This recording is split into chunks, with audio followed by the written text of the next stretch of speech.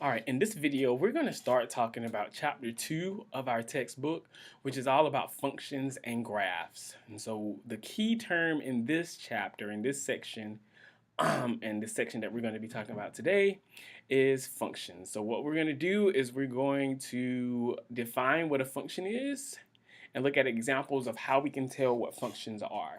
And so that's the goal of section 2.1, functions. Before we get into functions and define some terms that are related to it, I want to talk about what we call a relation. All right. The simplest definition that I think we can find, or way we can define a relation, is any set of ordered pairs. All right. So remember in math, so let's give an example here. When we use these, I call them squiggly brackets or whatever, we can list a set of elements in mathematics. So if I have a set of ordered pairs, I open with the set of brackets here, and I can just list some ordered pairs, like the ordered pair 2, 7, -1, 3, and this ordered pair 4, -10, right? Since this is a set of ordered pairs, I can call this a relation, right? Remember, your first coordinate usually represents an input, and your second coordinate represents an output. Or you can think independent variable for the input or the first coordinate, and dependent variable as the output. That's making certain assumptions, but we usually say input output, right? Another example of a set of ordered pairs, as we've discussed before, is an equation like this: y equals 3x minus 3, right? Remember, a graph represents the set of all ordered pairs, that's x and y values, that satisfies this equation, right? So if I plug in x, plug in y, both sides are going to be equal. So this actually represents a set of ordered pairs too, right? So both of these are examples of relations, right?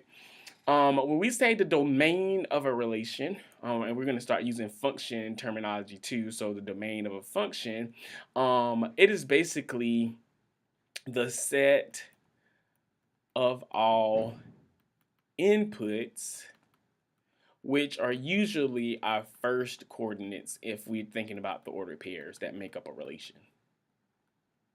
Okay, so in the example above with the list of ordered pairs we have here, our domain would be the values 2, -1, and 4. All right, those are all the inputs or first coordinates to these ordered pairs that make this set of that relation. Okay, the range is our set. Let's use another color here. Is your set of all outputs. Okay, and those are the second coordinates in those points there. Okay, and so if I were to list my range in this example, it will include 7, 3, and -10. Okay, this is just a list of elements. You can put them in order if you like, but all we're doing is listing here, so the order really doesn't matter. Now, traditionally, when we use ordered pairs, we use x and y. And so a lot of people say that your domain is your set of all x values where your function is defined, and your range is where your set of all y values where your function is defined. All right, or where your relation is defined. Jumping ahead to the term function, a function, which is the topic of this chapter here, is a relation in which each input, those are your first coordinates, get assigned, and some people say, or corresponds to one and only one output. And so the way I think about a function is, okay, it's a rule or a machine.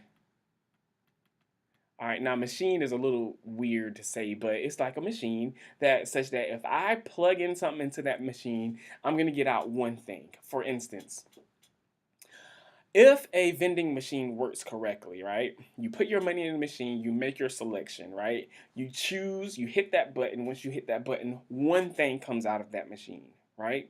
Out of that vending machine. unless you get lucky and two things drop out or whatever. But that is basically a good example of an everyday use. You might not use a vending machine every day, but a typical use of something that could represent a function. Another example may be a password to a checking account, right? So let's say you have your ATM card, you put that in the machine, you hit the button, you make your selection of how much money you want to withdraw, right? Your PIN gets you to that account. The withdrawal is the output. You output one single thing, one single dollar amount or whatever. That's you input your card and your PIN, and it outputs one thing. That is an example of a function as well, right? You get out your dollar amount. Now it may be several 20s or several tens or whatever, but you input one thing and it's going to output one value of something. Those are examples of functions. All right. Once we know that a relation represents a function, we say the output is a function of the input. And a lot of times we use y for output, as I said, when we use the range, and we use x for the input. Okay? So your output is a function of the input. A lot of times you'll see y is a function of x. All right? And it's a function of it because basically we have a bunch of x values. We plug it into the function, which we'll say use f for function here, and it gives us our output, which is y. So x is a function of, y is a function of x because we put x into the function and we get y.